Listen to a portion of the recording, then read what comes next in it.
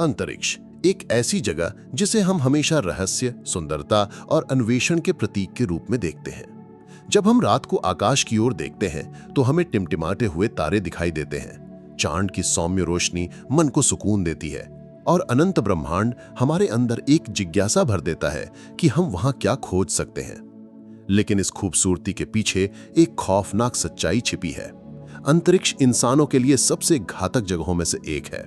वहां ना तो हवा है, न पानी, न तापमान का संतुलन और न ही किसी प्रकार की सुरक्षा। इंसानी शरीर धरती के अनुकूल बना है। हमें सांस लेने के लिए हवा चाहिए, हड्डियों के लिए गुरुत्वाकर्षण चाहिए और शरीर को बचाने के लिए रेडिएशन से सुरक्षा चाहिए।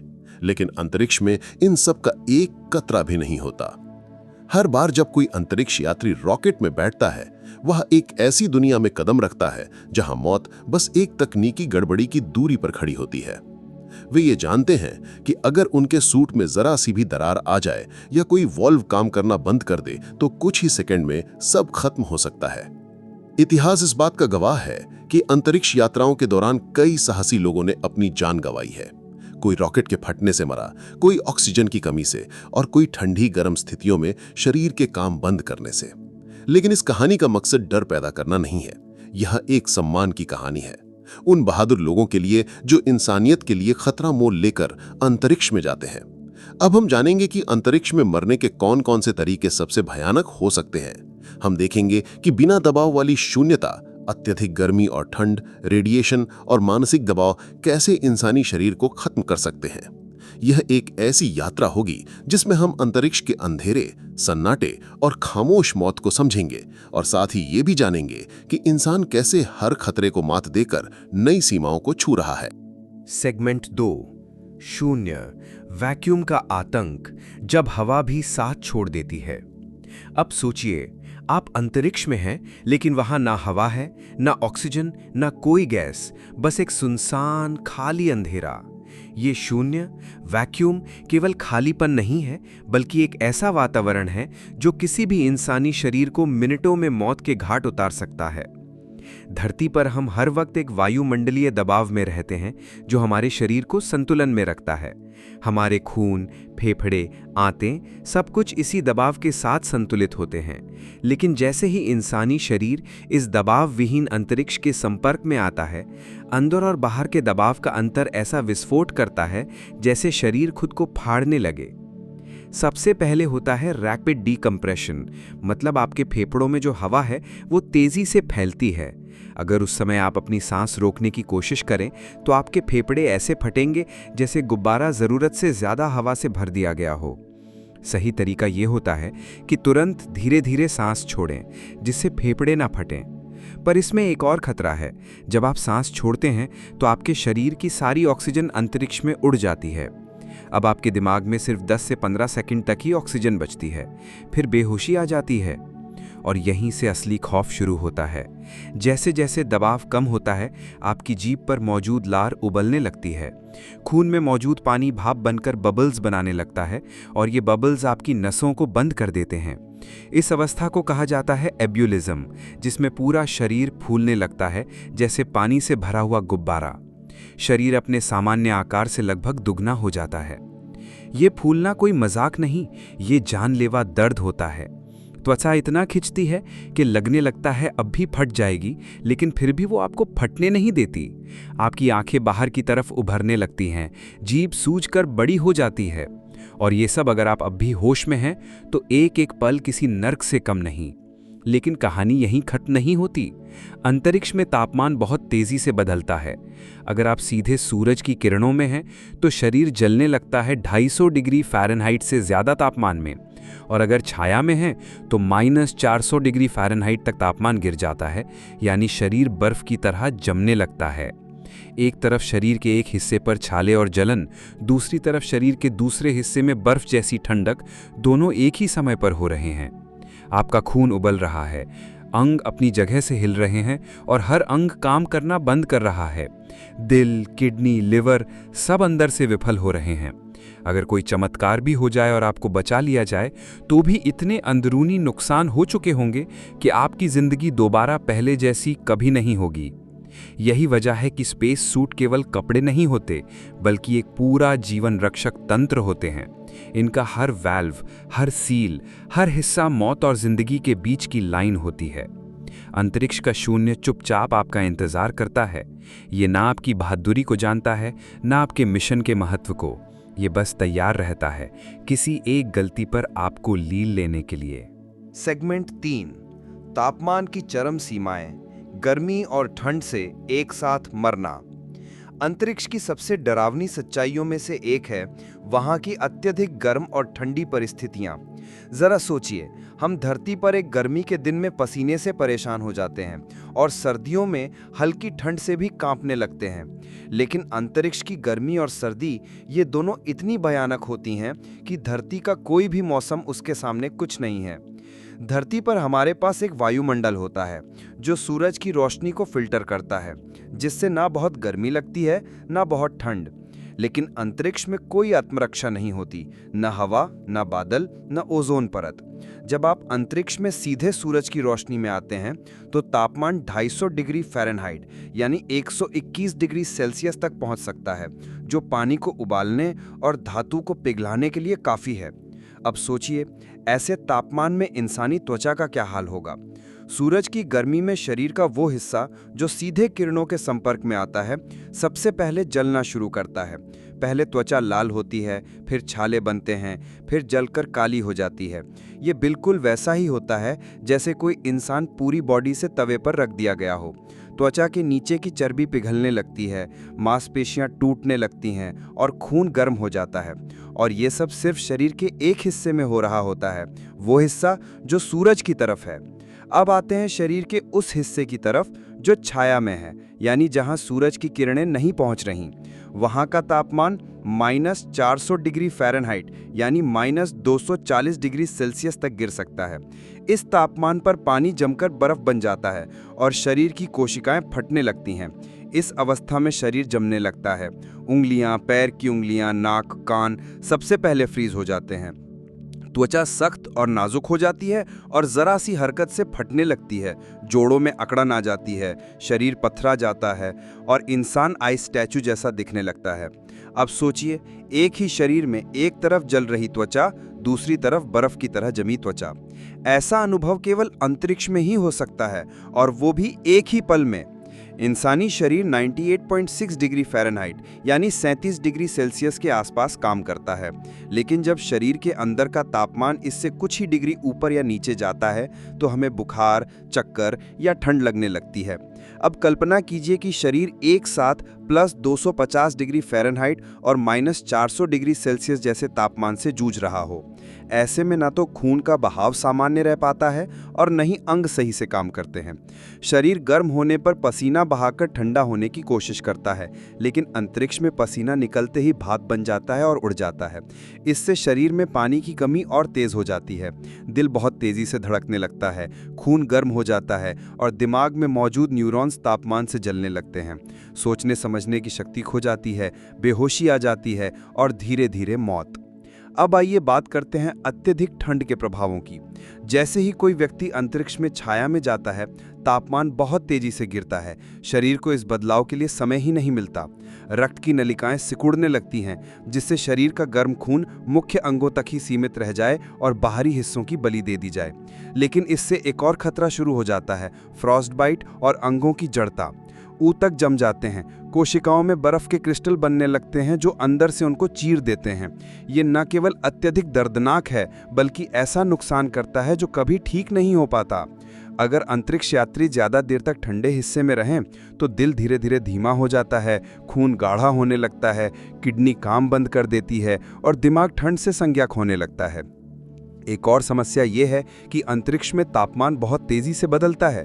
कोई भी अंतरिक्ष यात्री अगर सूरज की रोशनी से निकलकर छाया में चला जाए तो कुछ ही सेकंड में शरीर को दो विपरीत परिस्थितियों का सामना करना पड़ता है। इस बदलाव से शरीर को झटका लगता है, जिसे थर्मल शॉक कहते हैं, और ये जानलेवा हो सकता है। इसी वजह से स्पेस सूट को इतनी जटिलता से डिजाइन किया जाता है। ये केवल कपड़े नहीं होते, ये चलता फिरता एयर कंडीशनिंग सिस्टम होता है। इसके अंदर इंसुलेशन की कई परतें होती हैं जो गर्मी को बाहर और ठंड को अंदर से रोकती हैं। सूट में जल शीतलन सिस्टम यानी लिक्विड कूलिंग सिस्टम होता है जो शरीर के तापमान को स्थिर रखता है। इसमें हीटिंग एलिमेंट्स भी होते हैं जो ठंडी जगहों में शरीर को गर्म रखते हैं। फिर भी ये सिस्टम 100% सुरक्षित नहीं है। अगर कूलिंग सिस्टम फेल हो जाए तो कुछ ही मिनटों में शरीर इतना गर्म हो जाता है कि मौत तय हो जाती है। इसी तरह अगर हीटिंग सिस्टम फेल हो जाए तो शरीर जम सकता है। अब ऐसा एक उदाहरण है अंतरिक्ष यात्री एडवर्ड वाइट का, जिन्होंने अमेरिका की पहली स्पेस वॉक की थी। उन्होंने बताया कि जैसे ही वो सूरज की रोशनी में आए, उनका सूट इतना गर्म हो गया कि दिल की धड़कन बहुत तेज हो गई और उनके हेलमेट पर पसीने की बूंदें जमने लगीं। उन्हें मिशन बीच में छोड़ना पड़ा क्योंकि गर्मी जानलेवा हो रही थी। स्पेस स्टेशन के अंदर भी तापमान के ये झटके महसूस होते हैं। इंटरनेशनल स्पेस स्टेशन पृथ्वी के चक्कर लगाते हुए हर 90 मिनट में एक बार सूरज की रोशनी और फिर अंधकार से गुजरता है। इसका मतलब है कि हर 90 मिनट में एक बार उसे उबलने और एक बार जमना पड़ता है। इसके लिए स्टेशन को थर्मल ब्लैंकेट्स, रेडिएटर्स और अंदरूनी हीटिंग सिस्टम से ढका गया है। फिर भी वहाँ रहने वाले अंतरिक्ष यात्री कहते हैं कि कभी-कभी स्टेशन के अंदर के हिस्से बहुत गर्म हो जाते हैं और कुछ हिस्से बहुत ठंडे। इससे उनके मानसिक स्वास्थ्य पर भी असर पड़ता है। लंबे समय तक इन तापमान झटकों से गुजरने पर शरीर पर दीर्घकालिक प्रभाव भी पड़ते हैं, जैसे हृदय प्रणाली पर दबाव, त्वचा की समस्याएं और हड्डी और मांसपेशियों में कमजोरी। भविष्य में जब हम मंगल या बृहस्पति जैसे दूर ग्रहों की यात्रा करेंगे तो ये समस्याएं और भी गंभीर होंगी। वहां का वातावरण और तापमान अंतरिक्ष से भी ज्यादा खतरनाक होगा। इसलिए वैज्ञानिक लगातार नए स्मार्ट मटेरियल्स पर काम कर रहे हैं जो हीट को सोख सकें, स्टोर कर सकें और धीरे धीरे छोड़ सकें। ऐसे पदार्थ अंतरिक्ष सूट और स्पेसक्राफ्ट की अगली पीढ़ी का हिस्सा बनेंगे जो तापमान को स्थिर रखेंगे। लेकिन जब तक ये तकनीकें पूरी तरह विकसित नहीं हो जाती, अंतरिक्ष यात्री हर मिशन पर अपने शरीर को ऐसे तापमान के हवाले करते हैं जो या तो उन्हें जिंदा उबाल सकता है या उन्हें ठंडी बर्फ में जिंदा दफन। अंतरिक्ष में तापमान कोई मजाक नहीं है। ये हर पल आपके जीवन और मृत्यु का फैसला करता है और यही इस बात की गवाही देता है कि अंतरिक्ष इंसानी जीवन के लिए नहीं बना है, लेकिन फिर भी इंसान बार बार वहां जाने की हिम्मत करता है। सेगमेंट 4, रेडिएशन, अंतरिक्ष का खामोश हत्यारा। जब हम अंतरिक्ष की बात करते हैं तो हमें सबसे पहले उसके खालीपन और तापमान की चरम स्थितियां याद आती हैं। लेकिन एक और ऐसी चीज है जो वहां मौजूद होती है, हमेशा, हर दिशा से, बिना रुके, बिना दिखे, और वो है रेडिएशन। रेडिएशन यानी विकिरण अंतरिक्ष का वो खामोश हत्यारा है जो धीरे धीरे चुपचाप आपके शरीर के अंदर घुस के आपको बीमार करता है, बिना किसी दर्द के शुरुआत में, लेकिन अंत तक ऐसा असर छोड़ता है जिससे बचना लगभग नामुमकिन होता है। अंतरिक्ष में रहने वाले हर व्यक्ति को इसकी चपेट में आना ही होता है, चाहे वो अंतरिक्ष यान के अंदर हो या बाहर। धरती पर हमें सूरज से आने वाले हानिकारक रेडिएशन से बचाने के लिए हमारे पास दो मजबूत सुरक्षा कवच हैं। एक है धरती का वायुमंडल और दूसरा है उसका मैग्नेटिक फील्ड। ये दोनों मिलकर सूरज और गहरे अंतरिक्ष से आने वाली उच्च ऊर्जा किरणों को रोक देते हैं। लेकिन जैसे ही कोई इंसान धरती के इन सुरक्षा घेरों से बाहर निकलता है, वो सीधे रेडिएशन के सागर में डूब जाता है। रेडिएशन दो तरह से आता है, सौर विकिरण, सोलर रेडिएशन। सूरज लगातार एक शक्तिशाली ऊर्जा की धारा छोड़ता रहता है, जैसे हम सोलर विंड कहते हैं। इसमें चार्ज्ड पार्टिकल्स होते हैं जो अंतरिक्ष में हर समय मौजूद रहते हैं। कॉस्मिक विकिरण, ये रेडिएशन सूरज से भी नहीं आता, बल्कि दूर के तारों के फटने से, सुपरनोवा से, ब्लैक होल से या ब्रह्मांड के अनजान हिस्सों से आता है। इसकी ताकत इतनी अधिक होती है कि ये लगभग प्रकाश की गति से चलते हैं और किसी भी वस्तु को भेद सकते हैं। इंसानी शरीर इस तरह के बमबारी के लिए बिल्कुल नहीं बना है। रेडिएशन का एक भी कण जब किसी सेल से टकराता है तो वो उसमें मौजूद डीएनए को तोड़ सकता है, बदल सकता है या नष्ट कर सकता है। हालांकि हमारा शरीर आमतौर पर इस क्षति को ठीक करने की कोशिश करता है, लेकिन अंतरिक्ष में इतना ज्यादा रेडिएशन होता है कि शरीर की मरम्मत प्रणाली थक जाती है और धीरे धीरे हार मान लेती है। अब बात करते हैं रेडिएशन सिकनेस की, जिसे हिंदी में कह सकते हैं विकिरण जनित रोग। जब शरीर पर रेडिएशन की अधिक मात्रा एक ही बार में पड़ती है तो कुछ ही घंटों में इसके लक्षण शुरू हो जाते हैं। हल्की थकान और मतली, फिर तेज बुखार और उल्टी, फिर डायरिया और धीरे धीरे शरीर की रोग प्रतिरोधक शक्ति समाप्त हो जाती है। शरीर की हड्डी का मज़ा जो नए खून के सेल्स बनाता है सबसे पहले नष्ट होता है। इससे शरीर में लाल रक्त कोशिकाओं की कमी से कमजोरी आती है, सफ़ेद कोशिकाएं नष्ट होने से संक्रमण का खतरा बढ़ता है और प्लेटलेट्स की कमी से खून बहता है जिसे रोका नहीं जा सकता। इस रोग की सबसे डरावनी अवस्था को वैज्ञानिक वॉकिंग घोस्ट फेज कहते हैं, मतलब चलता फिरता भूत। इसमें इंसान बाहर से सामान्य दिखता है, थोड़ा बहुत काम भी कर सकता है, लेकिन अंदर से शरीर टूट चुका होता है, इम्यून सिस्टम तबाह, अंग फेल हो रहे होते हैं और धीरे धीरे मौत करीब आ जाती है। इस प्रक्रिया में इंसान को पता होता है कि वो मर रहा है, यही इसे और डरावना बनाता है। लेकिन रेडिएशन का असर हमेशा इतनी तेजी से नहीं आता। कभी कभी कम मात्रा में लगातार रेडिएशन मिलते रहने से कैंसर जैसे रोगों का खतरा कई गुना बढ़ जाता है, खासकर ल्यूकेमिया, ब्रेन ट्यूमर, फेफड़ों का कैंसर, स्तन कैंसर आदि। और ये कैंसर 5 से 10 साल बाद भी सामने आ सकते हैं।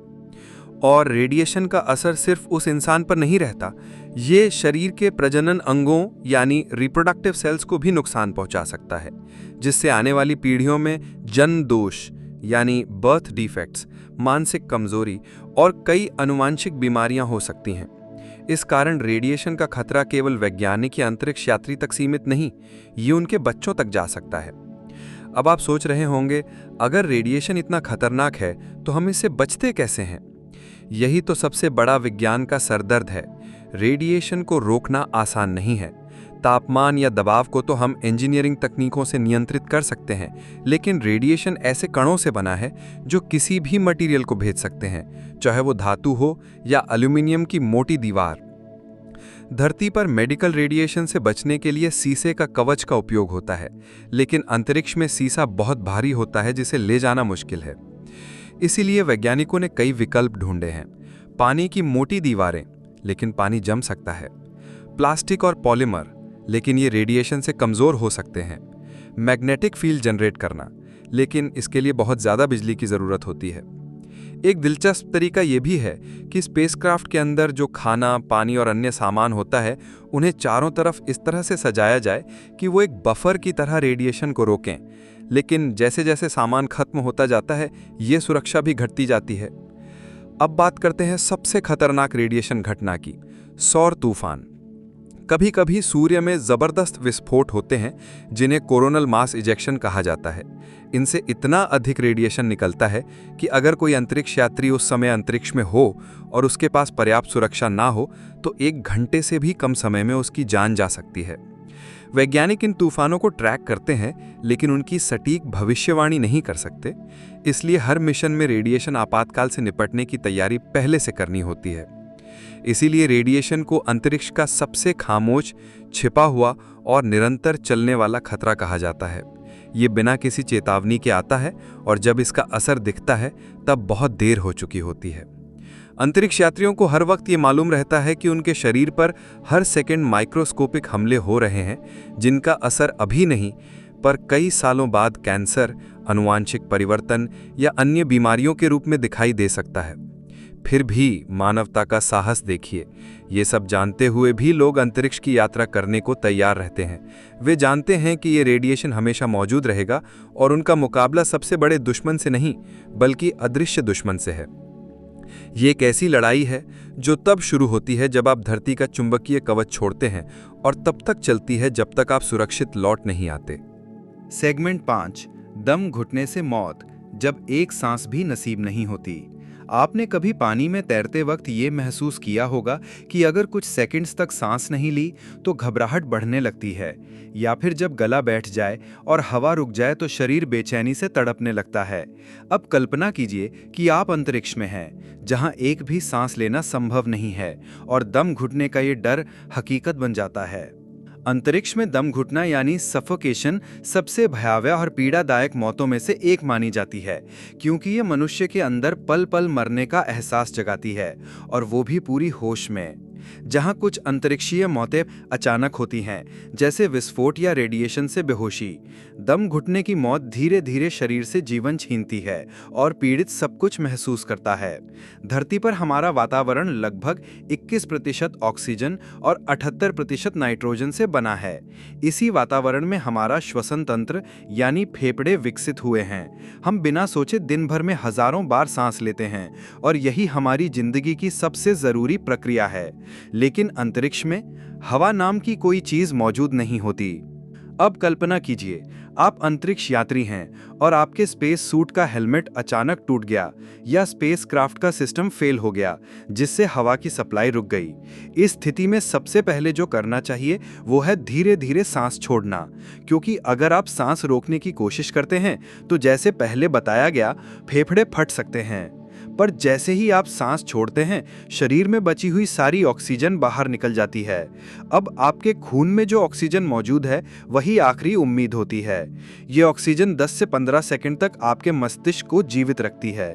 फिर दिमाग चेतना खो देता है, आप बेहोश हो जाते हैं।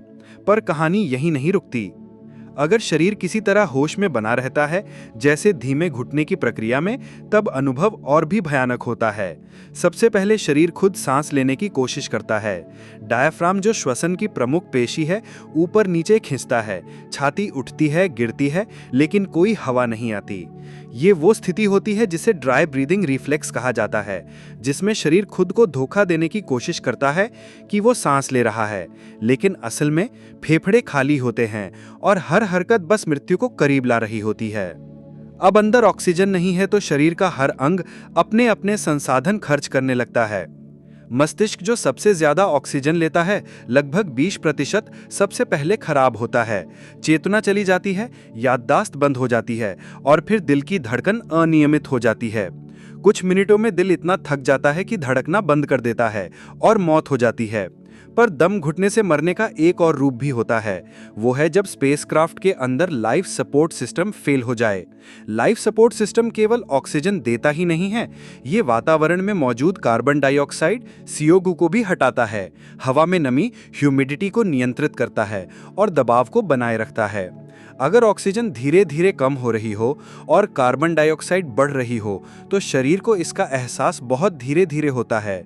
शुरुआत में आपको सिर्फ चक्कर, थकान और ध्यान केंद्रित करने में कठिनाई महसूस होती है। यही स्थिति हाइपोक्सिया कहलाती है। हाइपोक्सिया में इंसान को अक्सर ये एहसास नहीं होता कि वो मर रहा है, बल्कि कई बार उसे हल्की मस्ती, गुदगुदी या ऊर्जा महसूस होती है। इसे यूफोरिक हाइपोक्सिया कहते हैं, एक ऐसी अवस्था जो भले ही सुखद लगे, लेकिन वास्तविकता में शरीर ऑक्सीजन की कमी से मर रहा होता है। इस अवस्था में इंसान गलत निर्णय लेने लगता है। वो समय पर ऑक्सीजन मास्क नहीं पहनता, स्पेसक्राफ्ट में जरूरी बटन नहीं दबाता और इसी वजह से उसकी जान चली जाती है। इसका एक प्रसिद्ध उदाहरण है अपोलो 13 मिशन, जिसमें मुख्य स्पेसक्राफ्ट में ऑक्सीजन सप्लाई फेल हो गई थी और 3 अंतरिक्ष यात्रियों को चंद्र मॉड्यूल में शरण लेनी पड़ी थी। पर वो मॉड्यूल सिर्फ 2 लोगों के लिए डिजाइन किया गया था और अब 3 लोग 4 दिन तक वहां रह रहे थे। इससे CO2 का स्तर खतरनाक रूप से बढ़ने लगा था। मिशन कंट्रोल और अंतरिक्ष यात्रियों ने मिलकर प्लास्टिक बैग, डक्ट टेप और कमांड मॉड्यूल के हिस्सों से एक नया CO2 फिल्टर बनाया, जिसने उनकी जान बचाई। पर अगर वो ना बनता तो वो तीनों अपने ही सांस की CO2 से दम घुटकर मर सकते थे। स्पेस सूट्स में भी दम घुटने का खतरा बना रहता है। ये सूट एक तरह का व्यक्तिगत स्पेसक्राफ्ट होते हैं, जिनमें ऑक्सीजन सप्लाई, CO2 हटाने की प्रणाली, दबाव नियंत्रण और तापमान प्रबंधन होता है। अगर इनमें से कोई एक प्रणाली भी फेल हो जाए तो अंतरिक्ष यात्री अकेले ही मरता है। जेमिनी प्रोग्राम के दौरान अंतरिक्ष यात्री जीन सर्नन का सूट इतना ज्यादा गर्म हो गया था और उसका हेलमेट इतना धुंधला हो गया था कि वो कुछ देख नहीं पा रहे थे। उनके ऑक्सीजन की खपत बढ़ती जा रही थी और यदि साथी अंतरिक्ष यात्री ने समय पर मदद नहीं की होती तो वे दम घुटने से मर सकते थे। इसीलिए सभी अंतरिक्ष यात्री हाइपोक्सिया ट्रेनिंग लेते हैं। उन्हें बहुत कम ऑक्सीजन वाले कक्षों में रखा जाता है ताकि वे समझ सकें कि उनके शरीर में जब ऑक्सीजन कम हो रही होती है तो क्या संकेत मिलते हैं। ये उन्हें वास्तविक आपात स्थिति में तुरंत पहचानने और प्रतिक्रिया देने में मदद करता है। भविष्य में जब इंसान मंगल जैसे ग्रहों पर महीनों और सालों तक रहेगा, तब ऑक्सीजन और CO2 का बैलेंस बनाए रखने के लिए close loop life support systems का उपयोग किया जाएगा, यानी जो ऑक्सीजन और पानी को रिसाइकिल कर सके बिना किसी बाहरी आपूर्ति के। इन सिस्टम्स को इतना भरोसेमंद बनाना होगा कि वे बिना गड़बड़ी के सालों तक काम करें, क्योंकि मंगल पर अगर कोई सिस्टम फेल हो गया तो कोई मदद धरती से आ नहीं सकेगी। आज अंतर्राष्ट्रीय स्पेस स्टेशन यानी ISS इस तरह के सिस्टम्स की टेस्टिंग के लिए सबसे उपयुक्त स्थान है। वहाँ की हर सांस, हर बूंद पानी बार बार रिसाइकिल होती है, पर फिर भी दम घुटने का खतरा हर वक्त बना रहता है, क्योंकि अंतरिक्ष में हर सांस इंसान खुद अर्जित करता है, वह उसे मुफ्त नहीं मिलती। वहाँ सांस लेना एक विशेषाधिकार है, जिसे तकनीक, ट्रेनिंग और सतर्कता से ही पाया जा सकता है। कल्पना कीजिए, आप एक छोटे से कैप्सूल में बंद हैं। आपके आसपास सिर्फ मशीनें हैं, कोई आवाज नहीं, कोई ताजा हवा नहीं और कोई इंसान भी नहीं जो आपसे आंख मिलाकर बात करे। बाहर बस अंधकार, शून्यता और सन्नाटा। ये वो परिस्थिति है जो किसी भी मजबूत मानसिकता वाले इंसान को भी अंदर से तोड़ सकती है। अंतरिक्ष में मरने के कई भयानक तरीके हैं, लेकिन मानसिक टूटन से मरना शायद सबसे धीमा और सबसे अजीब तरीका है। अंतरिक्ष का ये डरावना पहलू आमतौर पर फिल्मों या डॉक्यूमेंट्री में नहीं दिखाया जाता, लेकिन हर अंतरिक्ष यात्री इसे महसूस करता है, खासकर जब वो लंबे समय के लिए पृथ्वी से दूर होता है, जैसे कि अंतर्राष्ट्रीय अंतरिक्ष स्टेशन यानी ISS में 6 महीने या उससे भी ज्यादा। धरती पर हम चाहे कितने भी तनाव में हों, हमारे पास किसी से बात करने का विकल्प होता है। हम बाहर जा सकते हैं, सूरज की रोशनी ले सकते हैं, पेड़ों को देख सकते हैं, हवा को महसूस कर सकते हैं। हमारे पास समय और मौसम की पहचान होती है, सुबह होती है, शाम होती है और रात आती है। लेकिन अंतरिक्ष में ये सभी चीजें खत्म हो जाती हैं। वहां न सूरज की गर्माहट महसूस होती है, न मौसम का एहसास, न ध्वनि की विविधता। ISS हर 90 मिनट में पृथ्वी की एक परिक्रमा करता है, जिससे हर 1.5 घंटे में वहां सूर्योदय और सूर्यास्त होता है। इससे शरीर की जैविक घड़ी पूरी तरह गड़बड़ा जाती है। ये गड़बड़ी सीधा असर डालती है नींद, भूख, मनोदशा या मूड पर और मानसिक संतुलन पर। आपको हमेशा कृत्रिम रोशनी में रहना होता है, कृत्रिम हवा में सांस लेनी होती है और सीमित जगह में एक ही जैसे चेहरे देखते रहने होते हैं। धीरे धीरे ये सेंसरी डेप्रिवेशन पैदा करता है, मतलब आपके इंद्रियों को वो विविध अनुभव नहीं मिलते जिनके वे आदी हैं। इसका असर मस्तिष्क पर होता है। आप छोटी छोटी बातों पर गुस्सा करने लगते हैं, आपको भ्रम होने लगता है कि कोई आपकी हरकतें देख रहा है। कभी कभी आपको अजीब आवाजें सुनाई देती हैं और कई बार आपको अपने साथ मौजूद लोगों पर संदेह होने लगता है। ये स्थिति धीरे धीरे एक मनोवैज्ञानिक विकार का रूप ले लेती है, जिसमें इंसान वास्तविकता और कल्पना में फर्क नहीं कर पाता। अंतरिक्ष में लंबे समय तक रह रहे कुछ अंतरिक्ष यात्रियों ने बताया है कि उन्हें कई बार प्रेजेंस हैल्यूसिनेशन हुई, यानी ऐसा लगा जैसे कोई अदृश्य शख्स उनके आसपास है। उन्होंने आवाजें सुनी, किसी के चलने की हल्की सी आहटें महसूस की या ऐसा महसूस किया जैसे कोई उन्हें देख रहा है। ये अनुभव केवल डरावने ही नहीं होते, बल्कि मिशन की सफलता के लिए भी खतरनाक होते हैं, क्योंकि अगर कोई अंतरिक्ष यात्री मानसिक रूप से अस्थिर हो जाए तो वो खुद को या दूसरों को नुकसान पहुंचा सकता है। नासा और अन्य अंतरिक्ष एजेंसियां इस खतरे को बहुत गंभीरता से लेती हैं। इसीलिए हर अंतरिक्ष यात्री को अंतरिक्ष में भेजने से पहले कई चरणों की मानसिक परीक्षण यानी साइकोलॉजिकल इवैल्यूएशन से गुजरना होता है। उन्हें अत्यंत दबाव वाली स्थितियों में काम करने की ट्रेनिंग दी जाती है, जैसे कि एकांतवास, सीमित संसाधनों में टीम वर्क और विपरीत स्थितियों में निर्णय लेने की कला। फिर भी अंतरिक्ष में पहुंचने के बाद मानसिक दबाव की गहराई और बढ़ जाती है, खासकर जब कोई अंतरिक्ष यात्री ये जानता है कि यदि कुछ गलत हुआ तो कोई भी उसकी तुरंत मदद नहीं कर पाएगा। पृथ्वी से संपर्क करने में भी 2 से 20 मिनट तक की देरी हो सकती है, जैसे कि मंगल पर मिशन में। यह डिले इंसान को भावनात्मक रूप से तोड़ देता है। अब सोचिए, अगर किसी दिन कोई अंतरिक्ष यात्री अचानक बीमार पड़ जाए या किसी निजी परेशानी से टूट जाए तो वो क्या करेगा? उसकी दुनिया सीमित है। वहां ना कोई डॉक्टर है, ना कोई काउंसलर और ना ही कोई कंधा जिस पर सिर रखकर रो सके। इस स्थिति में इंसान अंदर से टूट जाता है। वो धीरे धीरे बात करना बंद कर देता है, इधर उधर देखता रहता है, काम में रुचि नहीं लेता और उसका व्यवहार अजीब होने लगता है।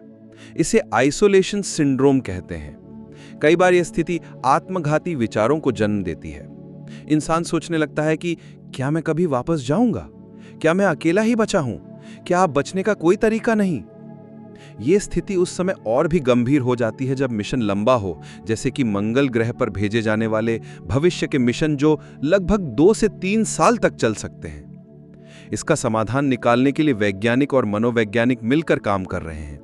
कुछ उपायों में शामिल हैं अंतरिक्ष यान और स्टेशन के अंदर मूड लाइटिंग, यानी ऐसा लाइट सिस्टम जो समय के अनुसार बदलता रहे, वीडियो कॉल के जरिए परिवार से नियमित बातचीत, आर्टिफिशियल इंटेलिजेंस आधारित काउंसलिंग सिस्टम जो मानसिक स्थिति को पहचान सके, वर्चुअल रियलिटी हेडसेट्स जिनसे अंतरिक्ष यात्री धरती के दृश्य देख सकें, पेड़, बारिश, सूरज, बच्चों की मुस्कान। इसके अलावा अंतरिक्ष एजेंसियां अब साइकोलॉजिकल सपोर्ट पैकेजेस भी भेजती हैं, जिनमें यादों से जुड़ी चीजें, पसंदीदा संगीत, किताबें और व्यक्तिगत संदेश शामिल होते हैं। लेकिन फिर भी हर अंतरिक्ष यात्री को यह मानसिक युद्ध अकेले ही लड़ना होता है, क्योंकि अंततः वहां कोई और नहीं होता, सिर्फ आप, आपकी सोच और एक अनंत सन्नाटा। अब जानते हैं कि अगर आपके दिमाग ने साथ छोड़ दिया तो अंतरिक्ष में सबसे सुरक्षित सूट, सबसे अच्छी तकनीक और सबसे तेज रॉकेट भी आपको नहीं बचा पाएंगे। इसीलिए अंतरिक्ष की सबसे खतरनाक मौतों में से एक है मानसिक रूप से बिखर कर मरना, और वो भी इस बात को जानते हुए कि आपने शुरू में कभी इसका अंदाजा नहीं लगाया था।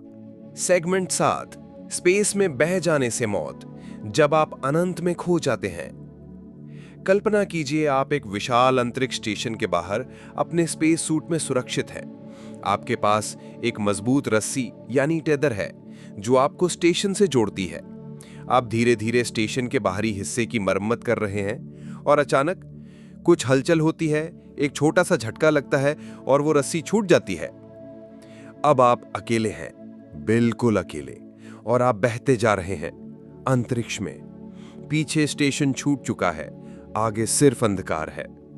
ये मौत दिखने में जितनी शांत लगती है उतनी ही अंदर से डरावनी होती है। धरती पर जब हम गिरते हैं या फिसलते हैं तो हवा और गुरुत्वाकर्षण हमें रोक लेते हैं, लेकिन अंतरिक्ष में कोई हवा नहीं होती और ज्यादातर इलाकों में कोई ग्रेविटी नहीं होती। इसका मतलब ये कि अगर आप एक बार किसी दिशा में गति पकड़ लेते हैं तो आप उस दिशा में अनंत तक चलते रहेंगे, जब तक कोई चीज टकरा कर आपको रोके ना। अगर आपने कुछ भी थ्रस्ट नहीं छोड़ा, जैसे गैस, हाथ का जोर या कोई जेट पैक, तो आप उसी वेग से दूर जाते रहेंगे। और अगर आपके पास कोई कंट्रोल नहीं तो आप धीरे धीरे घूमना भी शुरू कर देंगे, ऊपर नीचे, गोल गोल, बिना रुके। शुरुआत में आपको कुछ नहीं होगा, आप महसूस करेंगे कि आप उड़ रहे हैं, शांति है, कोई दर्द नहीं, सिर्फ तैरती हुई अनुभूति। लेकिन जैसे ही आप ये समझना शुरू करते हैं कि आप वापस नहीं लौट सकते, डर शुरू होता है। आप देख सकते हैं कि स्टेशन धीरे धीरे आपकी आंखों से ओझल हो रहा है, रेडियो सिग्नल कमजोर हो जाते हैं, फिर गायब। अब आप बिल्कुल अकेले हैं और आपको यह भी नहीं पता कि कितनी देर बाद आपकी ऑक्सीजन खत्म हो जाएगी। इस स्थिति में सबसे पहले मानसिक प्रभाव होता है। दिल की धड़कन तेज हो जाती है, आप तेजी से सांस लेने लगते हैं, जिससे ऑक्सीजन की खपत बढ़ जाती है, और फिर आपको घबराहट होने लगती है, पैनिक अटैक। आपको लगता है कि कोई रास्ता नहीं बचा। अब बात आती है ऑक्सीजन की। ज्यादातर स्पेस सूट्स में 6 से 8 घंटे की ऑक्सीजन होती है और एक बैकअप सिस्टम जो थोड़े समय के लिए सपोर्ट कर सकता है। अगर आप पैनिक नहीं करें तो ये थोड़ा लंबा चल सकता है, लेकिन अगर आप घबराएं तो ये बहुत जल्दी खत्म हो जाएगा। जैसे जैसे ऑक्सीजन कम होती है, हाइपोक्सिया शुरू होती है। आपको चक्कर आने लगते हैं, सोचने की शक्ति कम हो जाती है और धीरे धीरे आप बेहोश हो जाते हैं। ये एक दर्दनाक लेकिन शांत मृत्यु होती है। आप बिना किसी चोट के, बिना किसी रक्तस्राव के बस धीरे धीरे नींद में चले जाते हैं। पर इससे भी डरावनी बात यह है कि आपका शरीर तैरता रहेगा सैकड़ों, हजारों किलोमीटर तक, जब तक कोई ग्रह, चंद्रमा या स्पेस डेब्री आपको रोक नहीं लेती। यह भी संभव है कि आपका शरीर कभी किसी ऑर्बिट में ना आए और आप अनंत ब्रह्मांड में सदा के लिए गुम हो जाए। इसे वैज्ञानिक शब्दों में कहते हैं केस्लर सिंड्रोम से परे एक्सो डिस्प्लेसमेंट डेथ, यानी एक ऐसी मौत जिसमें आप नष्ट नहीं होते, बस कहीं खो जाते हैं। अब सोचिए, अगर ये किसी मिशन के दौरान हुआ तो बाकी अंतरिक्ष यात्रियों को पता होता है कि उनका साथी सामने ही बह रहा है, लेकिन कोई उसे बचा नहीं सकता। आप एक दूसरे को देख सकते हैं पर पास नहीं जा सकते। वो क्षण जितना उस व्यक्ति के लिए भयावह होता है, उतना ही उनके साथियों के लिए भी। इस समस्या से बचने के लिए हर अंतरिक्ष यात्री को मल्टीपल सेफ्टी सिस्टम्स दिए जाते हैं। डबल टेदर सिस्टम, यानी 2 अलग-अलग रस्सियों से बंधना। सेफर जेट पैक, ये एक मिनी रॉकेट सिस्टम होता है जो पीठ पर पहना जाता है और यदि आप बह जाएं तो उसे चलाकर वापस स्टेशन की ओर जा सकते हैं। इमरजेंसी रिकॉल मैन्यूवर, साथ ही अंतरिक्ष यात्री आपको पकड़ सकें, इसके लिए टूल्स और तकनीकें सिखाई जाती हैं। लेकिन फिर भी एक छोटी सी गलती, एक फिसलन, एक खराब बकल या एक तड़का देने वाली धक्का और आप ब्रह्मांड के विशाल अंधकार में एक बिंदु बनकर रह जाते हैं। नासा इस तरह की मौत को नॉन रिकवरेबल एस्ट्रोनॉट इवेंट कहता है, यानी एक ऐसा हादसा जिसमें ना तो शरीर वापस लाया जा सकता है और ना ही कोई अंतिम संस्कार हो सकता है। आपको शायद ये जानकर हैरानी हो कि अब तक कोई अंतरिक्ष यात्री इस तरह नहीं मरा, लेकिन भविष्य में जैसे जैसे मंगल, चंद्रमा और उससे भी आगे के मिशनों में लोग भेजे जाएंगे, ये खतरा और वास्तविक होता जाएगा। क्योंकि जब आप हजारों मील दूर किसी और ग्रह की कक्षा में घूम रहे होंगे, वहां ना तो कोई हेल्पलाइन होगी, ना ही कोई बचाव दल। अगर आप बह गए तो आप अकेले होंगे, सिर्फ आप और सारा ब्रह्मांड। ये सोच ही डर पैदा करती है ना, कि आपकी मौत किसी विस्फोट, किसी चोट या किसी दुश्मन से नहीं हुई, बल्कि इसलिए हुई क्योंकि आपने अपनी पकड़ खो दी और उस पकड़ के साथ आप अपनी दुनिया, अपनी आवाज, अपनी जिंदगी सब पीछे छोड़ आए। सेगमेंट 8, स्पेस डेब्रिस की टक्कर से मौत। जब बुलेट से तेज होती है मौत। अंतरिक्ष जितना विशाल और शांत दिखता है, उतना ही भीड़भाड़ वाला और खतरनाक भी बन चुका है। आज से कुछ दशक पहले जब केवल गिने चुने उपग्रह अंतरिक्ष में तैरते थे, तब वहां का वातावरण साफ और स्थिर माना जाता था।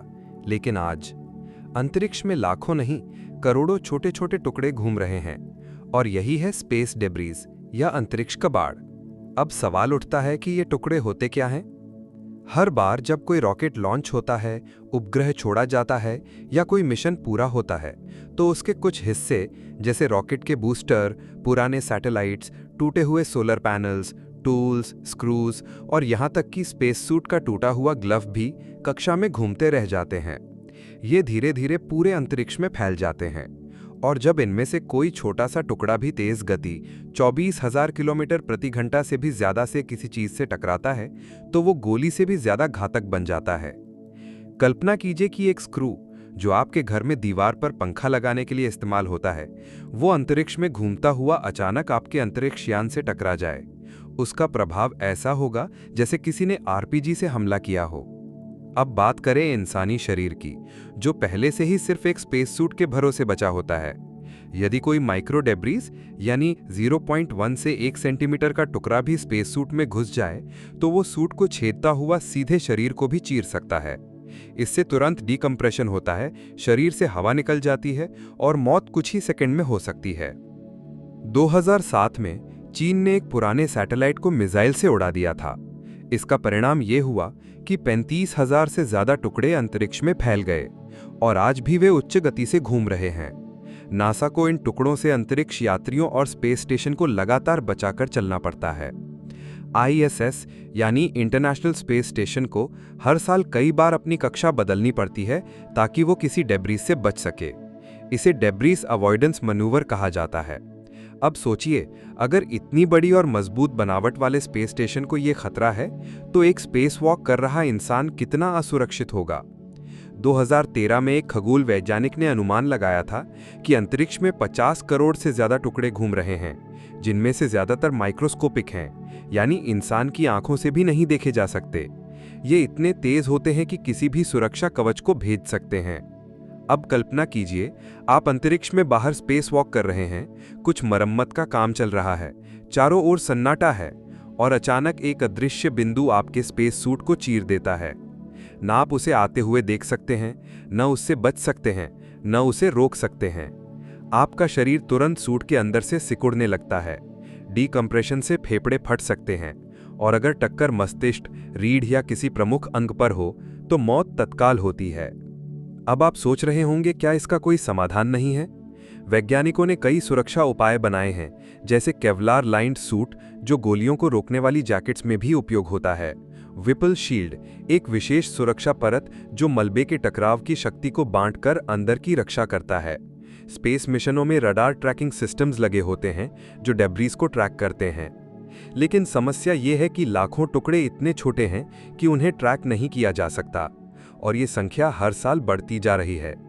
यहाँ तक कि कुछ वैज्ञानिकों ने चेतावनी दी है कि अगर स्पेस डेब्रीज इसी रफ्तार से बढ़ता रहा तो भविष्य में अंतरिक्ष में जाना असंभव हो जाएगा। इसे केस्लर सिंड्रोम कहा जाता है, यानी इतना मलबा हो जाना कि हर टक्कर नया मलबा पैदा करे और ये एक श्रृंखला में पूरी पृथ्वी के चारों ओर एक खतरनाक जाल बुन दे। भविष्य के मिशनों जैसे चंद्रमा पर कॉलोनी बसाना या मंगल ग्रह पर जाना इस खतरे से मुक्त नहीं होंगे। वहां पहुंचने के लिए जब रॉकेट धरती की निचली कक्षा से गुजरेगा तभी सबसे ज्यादा खतरा रहेगा। अब कल्पना कीजिए आप पृथ्वी से निकले, आपकी आंखों में मंगल की रोशनी है, आपके सीने में मिशन की उम्मीदें, लेकिन एक अदृश्य स्क्रू, एक टूटा हुआ टूल का टुकड़ा आपके रॉकेट के शरीर से टकरा जाए और सारा सिस्टम फेल हो जाए। मौत बिना किसी चेतावनी के, बिना किसी आवाज के, बिना किसी दुश्मन के, सिर्फ एक अधूरे नट बोल्ट से। क्या ये किसी साइंस फिक्शन से कम है? लेकिन ये हकीकत है, और अंतरिक्ष एजेंसियां हर दिन इसके समाधान खोजने में लगी हैं। कुछ नई योजनाओं में है जाल पकड़ने वाले सैटेलाइट्स जो डेब्रीज को कैद कर सकें, लेजर बीम्स जो छोटे टुकड़ों को वाष्पित कर सकें, और स्पेस वैक्यूम क्लीनर जैसे रोबोट्स जो धीरे धीरे अंतरिक्ष की सफाई कर सकें। लेकिन जब तक ये तकनीकें पूरी तरह लागू नहीं हो जाती, तब तक हर अंतरिक्ष यात्री को ये जानकर ही मिशन पर जाना होता है कि वहां ऊपर हवा नहीं, जमीन नहीं, लेकिन मौत के लिए एक स्क्रू ही काफी है। सेगमेंट 9, स्पेस में फंस जाना, जब बचाव नामुमकिन होता है और मौत धीरे धीरे आती है। कल्पना कीजिए कि आप किसी गहरी खाई में गिर गए हैं। आपके पास कोई सीढ़ी नहीं, कोई आवाज नहीं, कोई रोशनी नहीं, और आप सिर्फ नीचे जा रहे हैं, बस नीचे। अब इस खाई को अनंत अंतरिक्ष मान लीजिए, और यही है वो स्थिति जिसे कहते हैं स्ट्रैंडेड इन स्पेस, यानी अंतरिक्ष में फंस जाना। ये मौत की वो स्थिति है जिसमें कोई दुर्घटना नहीं होती, कोई चोट नहीं लगती, लेकिन इंसान धीरे धीरे जिंदगी से हार मानने लगता है। और ये तब होती है जब आप या तो स्पेसशिप से संपर्क खो बैठते हैं, आपका सिस्टम फेल हो जाता है, आपकी दिशा गलत हो जाती है, या आप किसी ऐसी जगह पहुंच जाते हैं जहां से वापस लौटना असंभव होता है। ये सुनने में जितना विज्ञान का था यानी साई-फाई जैसा लगता है, उतना ही आज की हकीकत में संभव है, खासकर जब इंसान मंगल, यूरोपा या इंटरस्टेलर मिशन पर जाने लगे। अब आप सोचिए, आप एक मिशन पर गए और किसी कारणवश आपका रिटर्न मॉड्यूल खराब हो गया। आपको वापस लौटने के लिए रॉकेट की जरूरत थी, लेकिन उसका इंजन काम नहीं कर रहा। आप जिंदा हैं, आपके पास खाना और ऑक्सीजन कुछ हफ्तों के लिए है, लेकिन उसके बाद? यह स्थिति भावनात्मक और मानसिक रूप से इंसान को तोड़ देती है, क्योंकि अब मौत सामने खड़ी होती है, लेकिन वो तुरंत नहीं आती। आप हर दिन सूरज के निकलने और डूबने की घड़ी गिनते हैं, हर सांस के साथ ऑक्सीजन का मीटर देखते हैं, हर बार उम्मीद करते हैं कि शायद कोई मुझे बचाने आ जाए, लेकिन धरती इतनी दूर होती है कि मदद पहुंचना लगभग नामुमकिन होता है। नासा और अन्य स्पेस एजेंसियां इस स्थिति को लॉस ऑफ रेस्क्यू कैपेबिलिटी कहती हैं। इसका मतलब अगर किसी अंतरिक्ष यात्री या दल के पास लौटने का कोई साधन ना हो तो वो फंस गया है। ये स्थिति उतनी ही भयानक है जितनी किसी रेगिस्तान के बीच अकेले छूट जाना, लेकिन यहां आपके चारों तरफ सिर्फ अंधकार और शून्यता है। इतिहास में अब तक ऐसी कोई मृत्यु नहीं हुई है, लेकिन कई मिशन ऐसे रहे हैं जिनमें यह खतरा बहुत करीब था। जैसे अपोलो 11 मिशन में जब नील आर्मस्ट्रांग और बज एल्ड्रिन चंद्रमा की सतह पर पहुंचे थे, तो उनका असेंट मॉड्यूल यानी वापसी का इंजन अगर फेल हो जाता तो वे वहीं चंद्रमा पर फंस जाते। नासा को यह अंदेशा था और उन्होंने पहले से एक दुखद भाषण तैयार कर रखा था जिसे प्रेसिडेंट निक्सन को देना था अगर वे दोनों वापस ना लौटते। भविष्य में जब इंसान मंगल पर जाएगा तब वहां पहुंचने में 6 से 8 महीने लगेंगे, और अगर वहां कुछ खराबी हो गई, जैसे रॉकेट का फ्यूल खत्म हो गया, कोई तकनीकी समस्या आ गई या रास्ता भटक गया, तो ना कोई वापस आ सकेगा, ना कोई मदद पहुंच पाएगी। मंगल पर फंस जाना एक ऐसी त्रासदी होगी जहां लोग हफ्तों या महीनों तक जिंदा रहेंगे, लेकिन उन्हें पता होगा कि वो कभी धरती नहीं लौट पाएंगे। ये स्थिति इंसानी दिमाग के लिए सबसे बड़ी चुनौती है, क्योंकि आप जानते हैं कि आप जिंदा हैं, आपके आसपास सब शांत है, पर आप मर रहे हैं, बस धीरे धीरे। आपको भूख भी लगती है, प्यास भी लगती है। आप सोचते हैं, महसूस करते हैं और उम्मीद करते हैं, लेकिन आपको मालूम होता है कि आपके अंतिम दिन आ चुके हैं। इस तरह की मौत का एक और रूप होता है कम्युनिकेशन लॉस, यानी जब आपकी स्पेसशिप धरती से संपर्क खो देती है। इसका मतलब है कि आप सही जगह जा भी रहे हों, लेकिन आपकी स्थिति और जीवन के बारे में कोई जानकारी किसी को नहीं मिलती। ऐसे में आप भूत की तरह ब्रह्मांड में घूमते रहते हैं।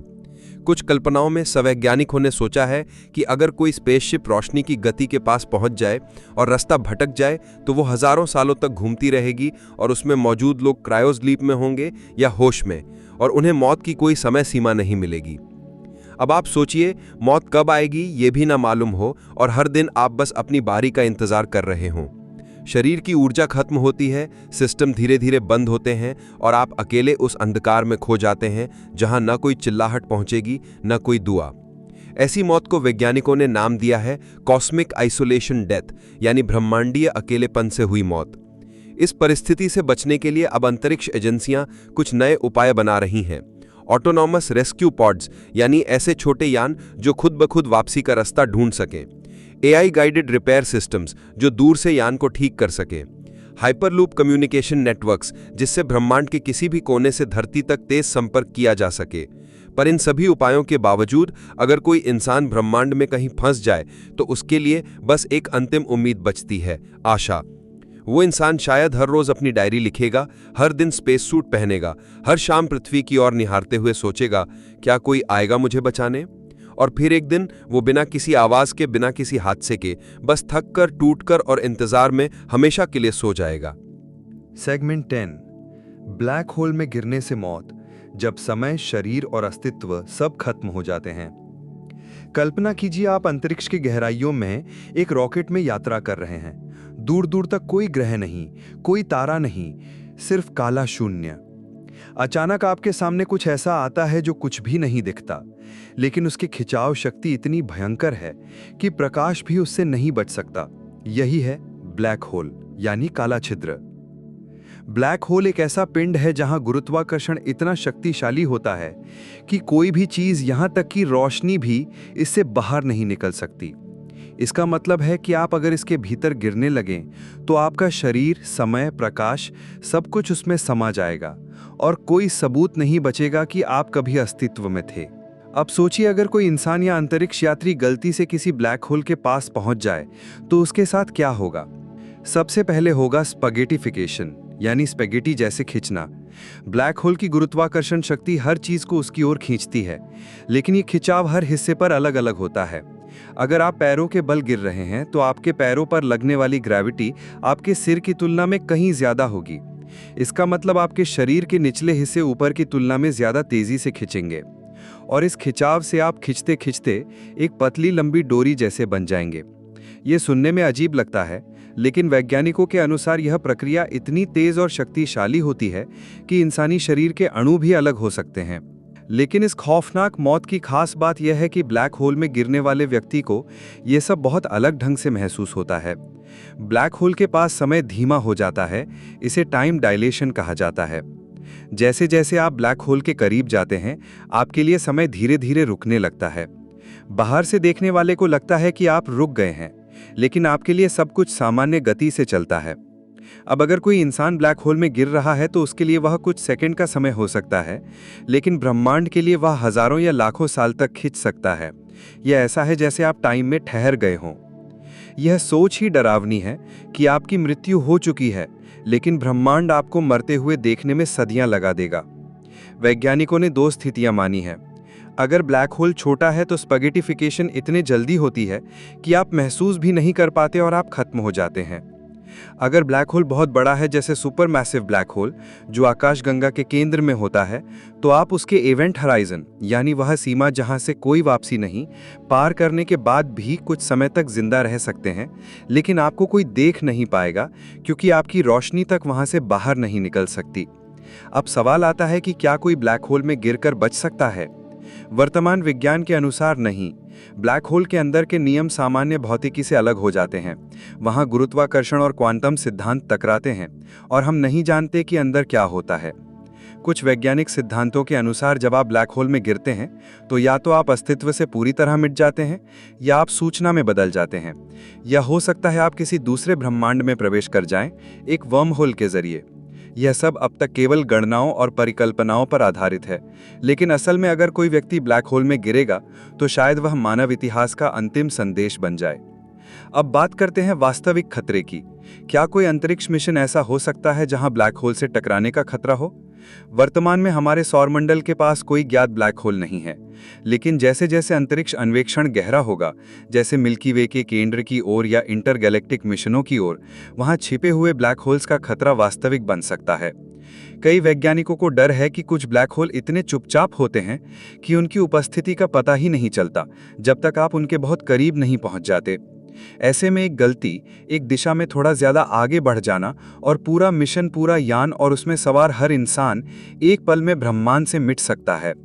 सबसे भयानक बात यह है कि आप उस समय शायद कोई दर्द भी न महसूस करें, क्योंकि आपकी चेतना भी उस खिंचाव के स्तर तक पहुंचने से पहले ही खत्म हो चुकी होती है। आप न चीख सकते हैं, न मदद मांग सकते हैं, और ना ही आपके मरने के बाद कोई शरीर बचता है, कोई सबूत, कोई पहचान, बस ब्लैक होल की भूख। इसलिए जब भी हम भविष्य के मिशनों की बात करते हैं, जैसे हमारे सौर मंडल से बाहर जाने की या किसी नए ग्रह पर जीवन खोजने की, तो ब्लैक होल एक अनदेखा, अज्ञात और अमिट डर बनकर हमारे हर निर्णय के पीछे छिपा रहता है। क्योंकि अगर आपने ब्रह्मांड की किसी दिशा में थोड़ी भी गलती की तो आप खुद को नहीं, पूरे अस्तित्व से मिटा दिए जाएंगे। Segment 11, radiation poisoning. जब अदृश्य किरणें आपकी मौत तय करती हैं। धरती पर हम सूर्य की रोशनी में आराम से घूम सकते हैं, क्योंकि हमारे पास एक मजबूत सुरक्षा कवच है जिसे कहते हैं अर्थ्स मैग्नेटिक फील्ड और ओजोन लेयर। ये दोनों मिलकर हमें सूर्य की खतरनाक गैमा रेज, एक्स रेज और कॉस्मिक रेज से बचाते हैं। लेकिन जैसे ही आप धरती के वायुमंडल और चुंबकीय क्षेत्र से बाहर आते हैं, यानी अंतरिक्ष में प्रवेश करते हैं, वहां कोई सुरक्षा नहीं बचती। अब आप सीधे उन किरणों के संपर्क में होते हैं जो कोशिकाओं को नष्ट कर सकती हैं, डीएनए को काट सकती हैं और शरीर के अंदरूनी अंगों को बर्बाद कर सकती हैं। ये प्रक्रिया धीरे धीरे होती है, लेकिन जब तक इसका असर समझ में आता है तब तक देर हो चुकी होती है। इसे कहते हैं रेडिएशन पॉइजनिंग या स्पेस रेडिएशन एक्सपोजर डेथ। अब सवाल उठता है, ये रेडिएशन आखिर होता क्या है? सूर्य से और अन्य तारों से निरंतर हाई एनर्जी पार्टिकल्स निकलते रहते हैं, जिन्हें सोलर फ्लेयर्स और कॉस्मिक रेज कहते हैं। ये बेहद शक्तिशाली होते हैं और इनका कोई रंग, गंध या ध्वनि नहीं होती। ये सीधे इंसानी शरीर के ऊतकों यानी टिश्यूज में प्रवेश कर जाते हैं, कोशिकाओं को विकृत कर देते हैं और कैंसर जैसी घातक बीमारियों को जन्म देते हैं। नासा के अनुसार एक अंतरिक्ष यात्री जो 6 महीने तक आईएसएस में रहता है, वो 400 से 800 चेस्ट एक्सरेज के बराबर रेडिएशन एब्जॉर्ब करता है। अब आप सोचिए, अगर कोई मंगल मिशन 3 साल का हो तो इंसान कितना रेडिएशन झेलेगा। रेडिएशन का प्रभाव धीरे धीरे दिखता है। सबसे पहले थकान, उल्टी, त्वचा पर जलन और बाल झड़ना शुरू होता है। फिर रक्त कोशिकाएं मरने लगती हैं, शरीर का इम्यून सिस्टम टूट जाता है। अंततः डीएनए क्षतिग्रस्त हो जाता है, जिससे कोशिकाएं या तो मर जाती हैं या अनियंत्रित रूप से बढ़ती हैं, यानी कैंसर। सबसे भयावह बात यह है कि अगर किसी स्पेस मिशन के दौरान सोलर फ्लेयर या कोरोनल मास इजेक्शन हो जाए तो वो कुछ ही घंटों में लाखों किलोमीटर दूर तक रेडिएशन फैला सकता है, और यदि स्पेसशिप में प्रोटेक्टिव शील्डिंग पर्याप्त नहीं हो तो वहां मौजूद हर व्यक्ति उसकी चपेट में आ सकता है। आपके शरीर के अंदर का रक्त उबल सकता है, मस्तिष्क में सूजन आ सकती है और आप कुछ ही घंटों में अंदर से मरना शुरू कर देते हैं। रेडिएशन से मरना एक बेहद पीड़ादायक मौत होती है, क्योंकि शरीर के सभी अंग धीरे धीरे काम करना बंद कर देते हैं और इंसान होश में रहते हुए मरता है। अब सवाल आता है, इससे बचाव कैसे करें? नासा और अन्य स्पेस एजेंसियां विभिन्न तरीकों से इस खतरे को कम करने की कोशिश कर रही हैं। स्पेसशिप्स में लेड लाइन चेंबर्स बनाए जाते हैं जो सोलर स्टॉर्म के समय यात्रियों को कुछ समय के लिए सुरक्षा दे सकें। विशेष पॉलीएथिलीन शील्डिंग का उपयोग किया जाता है, जो हल्का होने के साथ साथ रेडिएशन को रोकने में सहायक होता है। कुछ शोधकर्ता अब हाइड्रोजन बेस्ड मटेरियल्स की मदद से रेडिएशन बबल्स बनाने पर काम कर रहे हैं। इसके अलावा वैज्ञानिक अब ऐसे मेडिसिन और इंजेक्शन भी बना रहे हैं जो इंसान के डीएनए को रेडिएशन से रिपेयर कर सकें, लेकिन अभी ये तकनीकें प्रारंभिक स्तर पर हैं। बावजूद इसके मंगल या उससे आगे के मिशनों में ये खतरा बहुत बढ़ जाएगा, क्योंकि जितना लंबा समय अंतरिक्ष में बिताया जाएगा उतना अधिक रेडिएशन शरीर में जमा होता रहेगा और जब तक इंसान वापस आएगा वो पहले जैसा नहीं बचेगा। इतिहास में कुछ मिशनों में ये खतरा बहुत करीब आया। अपोलो मिशंस के दौरान अगर कोई सोलर फ्लेयर आता तो उसमें गए सभी अंतरिक्ष यात्री घातक रेडिएशन से मर सकते थे। इसी तरह 1989 में एक सोलर स्टॉर्म इतनी जबरदस्त थी कि अगर उस समय कोई अंतरिक्ष यात्री बाहर होता तो वो 10 मिनट में ही घातक मात्रा में विकिरण झेल लेता। आज भी जब अंतरिक्ष यात्री स्पेस वॉक करते हैं तो मिशन कंट्रोल लगातार सूर्य की गतिविधियों की निगरानी करता है और स्लाइटेस्ट सिग्नल मिलने पर उन्हें तुरंत वापस बुला लिया जाता है। रेडिएशन की सबसे डरावनी बात यह है कि ये बिना किसी आवाज, बिना किसी झटका या धमाके के आपकी मौत सुनिश्चित करता है। आपको पता भी नहीं चलता कि आपने कब इसे सांसों में लिया, कब ही आपकी कोशिकाओं में घुसा और कब उसने आपकी जिंदगी की उल्टी गिनती शुरू कर दी। ये मौत की अदृश्य तलवार है जो आपके सिर पर हमेशा लटकी रहती है, पर आपको तब तक नहीं काटती जब तक वो पूरी तरह तैयार न हो। इसीलिए जब भी हम अंतरिक्ष में जीवन खोजने या बसने की बात करते हैं तो सबसे पहले जिस शत्रु से लड़ना होता है वो है अदृश्य, असाइलेंट लेकिन घातक। सेगमेंट 12, आइसोलेशन और साइकोलॉजिकल कोलैप्स, जब तन्हाई खुद एक जानलेवा दुश्मन बन जाती है। अंतरिक्ष की सच्चाई ये है कि वहां ना कोई आवाज होती है, ना कोई मौसम, ना दिन ना रात, सिर्फ एक अंतहीन स्थिर अंधकार। आप जहां हैं वहीं रह जाते हैं और आपके चारों तरफ एक ही दृश्य बार बार दोहराता रहता है। कोई नया चेहरा नहीं, कोई नया माहौल नहीं। अब सोचिए, अगर आपको ऐसे वातावरण में हफ्तों नहीं, महीनों या सालों तक रहना पड़े तो क्या आपका मानसिक संतुलन वैसा ही रहेगा? अंतरिक्ष यात्रियों के लिए सबसे बड़ा मानसिक संकट होता है आइसोलेशन, यानी अकेलेपन की चरम स्थिति। आपका परिवार, दोस्त और पूरी इंसानियत हजारों किलोमीटर दूर होती है। अगर कोई मर जाए तो ना अंतिम दर्शन, अगर किसी बच्चे का जन्म हो तो ना उसके रोने की आवाज। आप बस एक मशीनों से भरे डिब्बे में सांस ले रहे होते हैं और आपको नहीं पता कि आप कब लौटेंगे या लौट भी पाएंगे या नहीं। इसका असर मानसिक स्तर पर बहुत गहरा होता है। इंसान एक सामाजिक प्राणी यानी सोशल बीइंग है। जब उसे दूसरों से बात करने, छूने, देखने या प्रतिक्रिया पाने की क्षमता छीन ली जाती है तो उसका दिमाग खुद के ही विरुद्ध काम करने लगता है। जैसे जैसे दिन बीतते हैं, आपका सर्केडियन रिदम यानी नींद और जागने की प्राकृतिक घड़ी बिगड़ने लगती है। आपका दिमाग रात और दिन में फर्क नहीं कर पाता। आप नींद में बोलने लगते हैं, हैल्यूसिनेशंस यानी भ्रम होने लगते हैं, यानी आप आवाजें सुनते हैं जो वहां नहीं हैं, चेहरे देखते हैं जो असली नहीं हैं। नासा के रिकॉर्ड बताते हैं कि लंबे अंतरिक्ष मिशनों में कई अंतरिक्ष यात्रियों ने सीवियर डिप्रेशन, पैनिक अटैक्स और यहां तक कि सुइसाइडल थॉट्स तक की शिकायत की है। अब आप सोचिए, अगर आप एक स्पेस मिशन पर अकेले हैं या छोटी टीम में हैं और आपकी मानसिक स्थिति बिगड़ने लगे तो आप अपने उपकरणों को गलत तरीके से इस्तेमाल कर सकते हैं, जहाज के सिस्टम को नुकसान पहुंचा सकते हैं या खुद को चोट पहुंचा सकते हैं। ये धीरे धीरे आत्मा को निगलने वाली मौत होती है। आप शरीर से जिंदा लेकिन दिमाग से मृत हो जाते हैं। कुछ वैज्ञानिकों ने इसे कॉग्निटिव ड्रिफ्ट सिंड्रोम नाम दिया है, जिसमें इंसान की सोचने और निर्णय लेने की क्षमता धीरे धीरे कम होती जाती है और वो वास्तविकता से कट जाता है। और सबसे डरावनी बात, आपको इसका एहसास भी नहीं होता। आपको लगता है कि आप ठीक हैं, लेकिन आप धीरे धीरे गलती करने लगते हैं, सिस्टम से टकराने लगते हैं और फिर एक दिन कुछ ऐसा कर बैठते हैं जिससे आपकी या पूरे मिशन की जान जा सकती है। अब आइए जानते हैं इस खतरे से बचाव के उपाय। नासा और अन्य एजेंसियां लंबे मिशनों के लिए मानसिक प्रशिक्षण देती हैं। Virtual reality simulations, isolation training chambers, mindfulness और ब्रीदिंग टेक्निक्स और हर अंतरिक्ष यात्री के लिए पर्सनल साइकोलॉजिकल काउंसलर नियुक्त किया जाता है। ISS पर हर हफ्ते अंतरिक्ष यात्रियों की मानसिक स्थिति का मूल्यांकन होता है। वो वीडियो कॉल्स करते हैं, खेल खेलते हैं, किताबें पढ़ते हैं और यहाँ तक कि गिटार भी बजाते हैं ताकि दिमाग सक्रिय और स्थिर बना रहे। भविष्य में जब मार्स मिशंस या इंटरस्टेलर जर्नीज शुरू होंगे जो कई साल चल सकते हैं, वहाँ ये खतरा और बढ़ जाएगा, क्योंकि वहाँ कोई रियल टाइम कम्युनिकेशन नहीं होगा। रेडियो सिग्नल आने जाने में मिनटों या घंटों लगेंगे और अगर कुछ मानसिक संकट हो जाए तो तुरंत कोई मदद नहीं मिल पाएगी। कल्पना कीजिए, आप 2 साल से किसी यान में हैं, हर दिन वही चेहरा, वही खाना, वही दीवारें, और अब आपका दिमाग कहने लगता है, बस अब और नहीं। इसीलिए वैज्ञानिक अब AI based mood sensors, neural feedback headbands और यहाँ तक कि ब्रेन केमिकल स्टेबलाइजिंग इम्प्लांट्स जैसे अत्याधुनिक तरीकों पर काम कर रहे हैं ताकि दिमाग को संतुलित रखा जा सके। फिर भी मानसिक टूटन एक ऐसी मौत है जो बिना किसी खून के बहती है। ये एक धीमी आग की तरह है जो नजर नहीं आती, लेकिन अंदर ही अंदर सब राख कर देती है। आपका शरीर चल रहा होता है, आंखें खुली होती हैं, लेकिन आत्मा धीरे धीरे घुटती जाती है।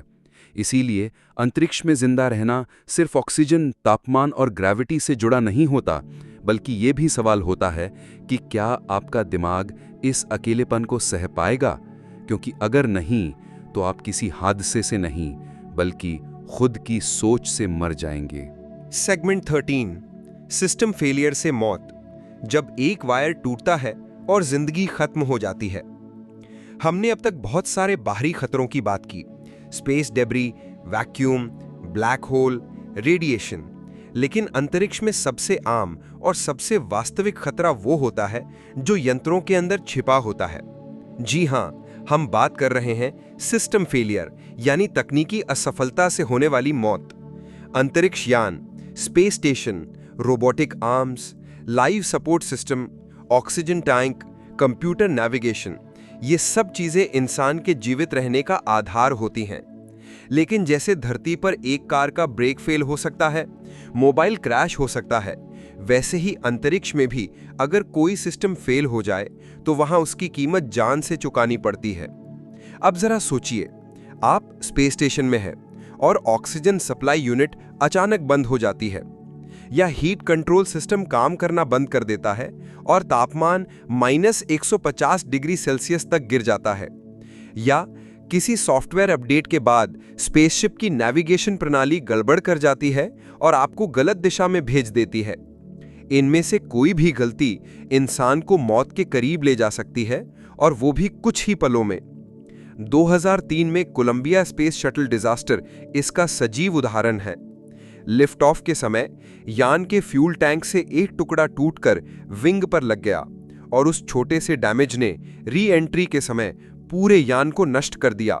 7 अंतरिक्ष यात्री उस हादसे में मारे गए। अब सोचिए, अगर एक टुकड़ा, एक पैनल, एक सेंसर इतना खतरनाक हो सकता है, तो कितना कुछ दांव पर होता है जब कोई इंसान सैकड़ों सिस्टम्स के सहारे अंतरिक्ष में तैर रहा होता है। इसीलिए हर मिशन से पहले और दौरान हर सिस्टम को बार बार जांचा जाता है। बैकअप सिस्टम लगाए जाते हैं। मल्टीपल रिडंडेंसी, मतलब एक के फेल होने पर दूसरा का प्रबंध होता है, और पृथ्वी पर ग्राउंड कंट्रोल हर सेकंड हर सिस्टम की निगरानी करता है। लेकिन अंतरिक्ष की जटिलता इतनी ज्यादा होती है कि हर समस्या का तुरंत हल नहीं मिल सकता। अब आप कल्पना करें, आप स्पेस सूट पहनकर बाहर वॉक पर हैं और आपके सूट का टेम्परेचर रेगुलेटर फेल हो जाए। शरीर अंदर से तपने लगेगा, ऑक्सीजन जल्दी खत्म होने लगेगी, आप अंदर घुटने लगेंगी, लेकिन उस क्षण आप ना स्पेस स्टेशन के दरवाजे खुद खोल सकते हैं, ना ही तुरंत सहायता पा सकते हैं। या फिर आप एक लैंडिंग मिशन पर हैं और आपका थ्रस्टर इंजन चालू नहीं हो रहा। आप धीरे धीरे किसी ग्रह की सतह पर गिर रहे हैं और आप बस आंखें मूंदकर अंतिम पल का इंतजार कर सकते हैं। ऐसी ही एक स्थिति हुई थी अपोलो 13 मिशन के दौरान। ऑक्सीजन टैंक फट गया, कमांड मॉड्यूल फेल हो गया, यान की बिजली, गर्मी और ऑक्सीजन सप्लाई खत्म हो गई।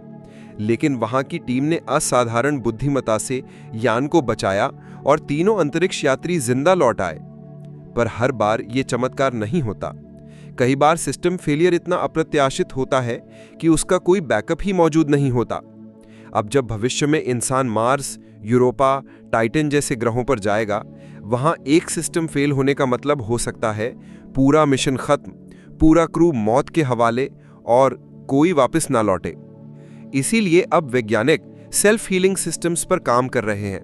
ऐसे कंप्यूटर जो खुद की गड़बड़ी को पहचाने और खुद को रीबूट कर सकें, ऐसे सेंसर जो खुद डायग्नोस करें और सतर्कता भेजें, और आर्टिफिशियल इंटेलिजेंस जो मानवीय हस्तक्षेप के बिना यान चला सके। फिर भी एक सच ये भी है कि कोई भी मशीन 100% भरोसेमंद नहीं होती, और अंतरिक्ष में एक पेंच का ढीला होना भी जिंदगी और मौत के बीच की दूरी तय कर सकता है। यही कारण है कि अंतरिक्ष यात्री हर पल सतर्क रहते हैं, हर चीज को बार बार चेक करते हैं, हर मूवमेंट को नापते हैं, क्योंकि उन्हें पता है कि वहां ऊपर मौत शोर नहीं मचाती, वो एक क्लिक, एक आवाज या एक लाइट बंद होने से भी आ सकती है। सेगमेंट 14, माइक्रोमीटेराइट्स का हमला, जब अंतरिक्ष की गोली आपकी सांसें छीन लेती है। अंतरिक्ष एक शांत जगह लगती है, लेकिन वास्तव में ये जगह एक घातक जंग का मैदान है, जहां हर समय हजारों लाखों बारीक कण, पत्थर और धातु के टुकड़े बेहद तेज गति से इधर-उधर उड़ते रहते हैं। इन कणों को कहा जाता है माइक्रोमीटेराइट्स, यानी माइक्रोमीटेराइट्स। अब आप सोचिए, ये कण बहुत छोटे होते हैं, कभी बाल के समान बारीक तो कभी कंकड़ के जितने, लेकिन इनकी गति होती है 25,000 से लेके 1,00,000 किलोमीटर प्रति घंटा तक। जी हाँ, ये गति एक गोली या मिसाइल से कई ज्यादा होती है। जब इस गति से कोई एक छोटा सा कण भी किसी यान, स्पेस सूट या स्टेशन से टकराता है तो वो सीधे आर पार छेद कर सकता है।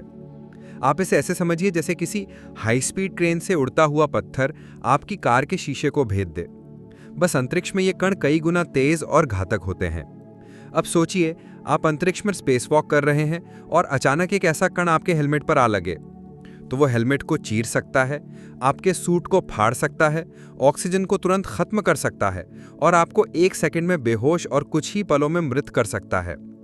इसका सबसे बड़ा डर यह है कि ये कण किसी रडार या कैमरे से ट्रैक नहीं किए जा सकते, इनका कोई पूर्वानुमान होता नहीं है और ये इतनी तेज गति से आते हैं कि प्रतिक्रिया देने का समय भी नहीं मिलता। नासा और अन्य एजेंसियां इस खतरे को बहुत गंभीरता से लेती हैं। इंटरनेशनल स्पेस स्टेशन ISS को डिजाइन करते समय इसकी बाहरी दीवारों को मल्टीपल लेयर्स ऑफ शील्डिंग से बनाया गया है, जिन्हें विपिल शील्ड कहा जाता है।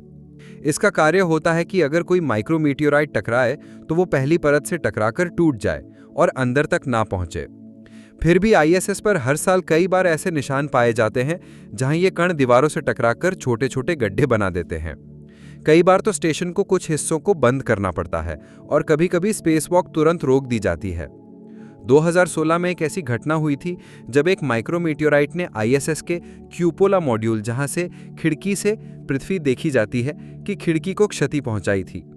खिड़की के ऊपर एक छोटा गोल छेद बन गया था, जो अगर और बड़ा होता तो वहां के एयर प्रेशर में बदलाव आ सकता था। अब सोचिए, अगर कोई अंतरिक्ष यात्री अकेले किसी मिशन पर हो और उसके यान का कोई हिस्सा इन कणों से क्षतिग्रस्त हो जाए, तो वो यान के किसी हिस्से में प्रेशर लॉस महसूस करेगा, ऑक्सीजन तेजी से बाहर निकलने लगेगी और अगर उसे तुरंत उसका पता न चला तो वो कुछ ही मिनटों में शून्य में घुटकर मर जाएगा। भविष्य के मिशन जैसे मार्स कॉलोनाइजेशन या डीप स्पेस ट्रैवल, जहां यात्रा महीनों या सालों की होगी, वहां ये खतरा और बढ़ जाएगा। अब तक वैज्ञानिक माइक्रोमीटेराइट से बचने के लिए कुछ उपायों पर काम कर रहे हैं। स्मार्ट हल्स जो इम्पैक्ट सेंसर के जरिए तुरंत डैमेज लोकेट कर सकें, ऑटो सीलिंग फोम लेयर्स जो क्षतिग्रस्त जगह को स्वतः भर दें और AI डैमेज रिस्पॉन्स सिस्टम जो सिस्टम को रीराउट कर दे। पर फिर भी अंतरिक्ष में 1 सेकंड का निर्णय ही जीवन और मृत्यु के बीच की रेखा बन जाता है। और सबसे खतरनाक बात यह है कि इन कणों की कोई दिशा तय नहीं होती। ये कहीं से भी, किसी भी दिशा से और किसी भी समय पर आ सकते हैं और इंसान को मौका भी नहीं देते कि वो प्रतिक्रिया कर सके। इसलिए हर अंतरिक्ष यात्री को हर सेकंड सतर्क रहना होता है।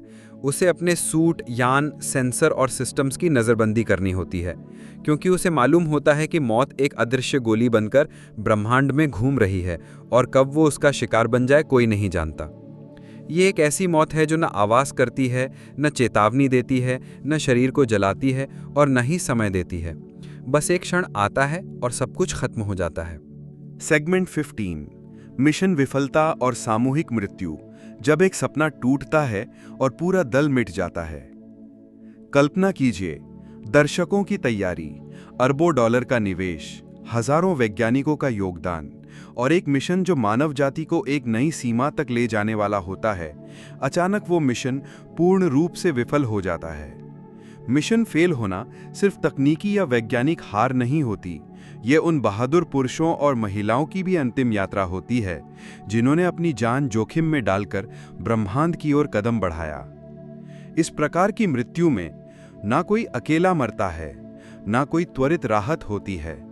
ये एक सामूहिक विनाश होता है, जहां पूरी टीम पूरे मिशन के साथ हमेशा के लिए खो जाती है। ऐसे हादसे इतिहास में पहले भी हो चुके हैं और हर बार उन्होंने इंसानियत को हिला दिया। Challenger disaster 1986। नासा का स्पेस शटल चैलेंजर 28 जनवरी 1986 को लॉन्च होते ही 73 सेकंड में ही विस्फोट हो गया था। 7 अंतरिक्ष यात्री मारे गए, जिनमें एक स्कूल टीचर भी शामिल थीं, क्रिस्टा मकॉलिफ, जिन्हें पहली बार आम नागरिक के रूप में अंतरिक्ष भेजा जा रहा था। ये हादसा एक ओ-रिंग नामक रबर सील के ठंड में सिकुड़ जाने की वजह से हुआ, जिससे रॉकेट से गैस लीक होकर विस्फोट हुआ। पूरा मिशन लाइव टीवी पर दिखाया जा रहा था और दुनिया ने मौत को लाइव देखा। Columbia disaster 2003।